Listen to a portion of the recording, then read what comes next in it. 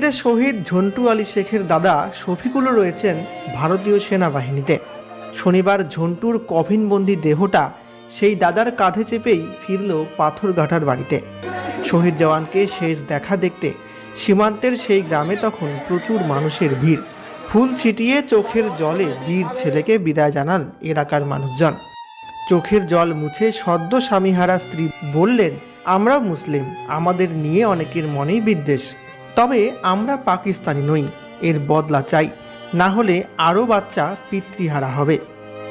পেহেলগাঁওয়ের ঘটনায় পাল্টা সেনা অভিযানে বৃহস্পতিবার উধামপুরের গুলির লড়াইয়ে শহীদ হয়েছিলেন সেনার স্পেশাল ফোর্সের কমান্ডো তথা বাংলার ছেলে ঝন্টু আলী শেখ।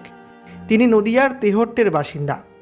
তার প্রয়াণের খবর এলাকায় পৌঁছাতেই কান্নার রোল পড়ে যায়। শনিবার পাথরঘাটা গ্রামে শেষ হলো অন্তিম ক্রিয়া। পহেলগাঁওয়ে পর্যটকদের ওপর